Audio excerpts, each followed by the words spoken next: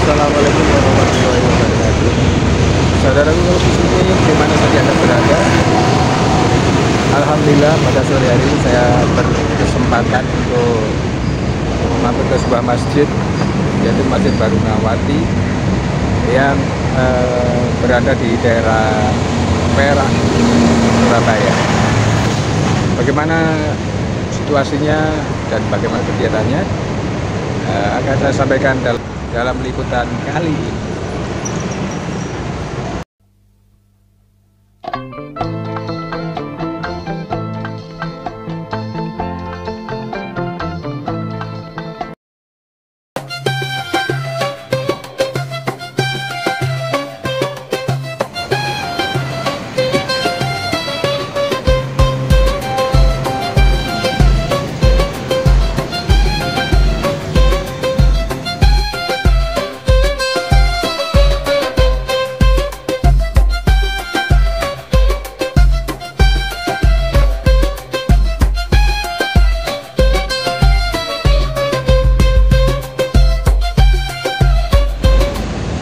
Sekarang kita akan melihat dari sisi samping Masjid Barunawati ini.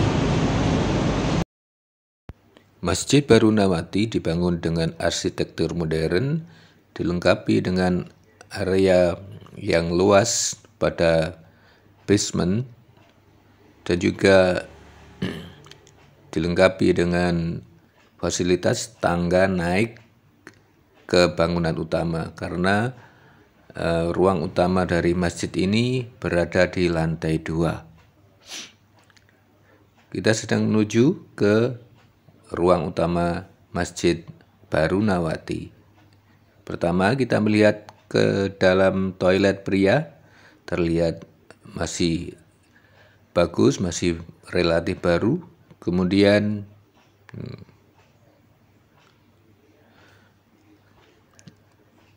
kita lihat ke dalam ruangan ini, yaitu ruang utama untuk jamaah wanita. Terlihat rapi dan bersih. Dindingnya terbuat dari laser cutting metalik berwarna putih. Juga nuansanya berwarna putih semuanya. Sangat nyaman untuk beribadah. Nah, kita lanjutkan menuju ke ruang wudhu wanita. Di ruang wudhu wanita ini mirip sekali dengan tempat wudhu pria, dilengkapi dengan keran-keran untuk wudhu yang cukup banyak. Toilet khusus wanita di belakangnya juga tersedia. Nah, kita sekarang berada di ruang utama untuk jamaah pria.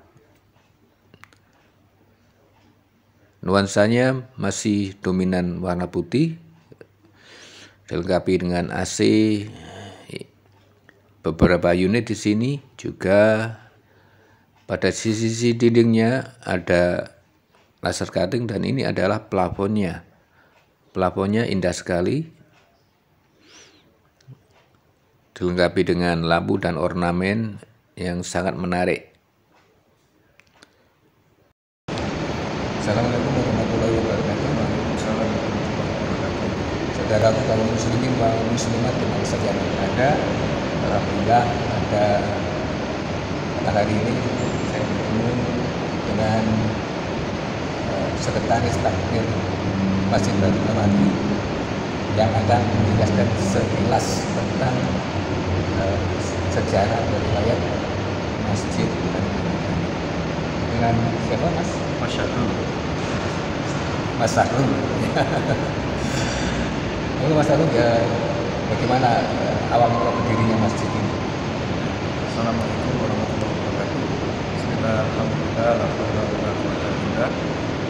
Kalau bisa dimanapun Anda berada, sahabat media baik takwa dengan Bapak Agus Bagus. Baik Bapak, saya akan menjelaskan secara singkat riwayat dari Masjid Barunawati.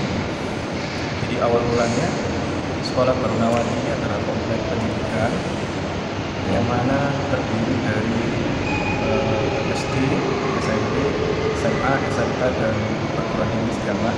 Ada juga TK-nya di Jalan Ikan Bulu, Ikan Mutlaka. Nah, sebelum berdirinya masjid ini, setiap sekolah itu melaksanakan kegiatan peribadatan, khususnya pada sholat Jumat itu sendiri-sendiri. Jadi tidak bisa selalu berjamaah bersama-sama.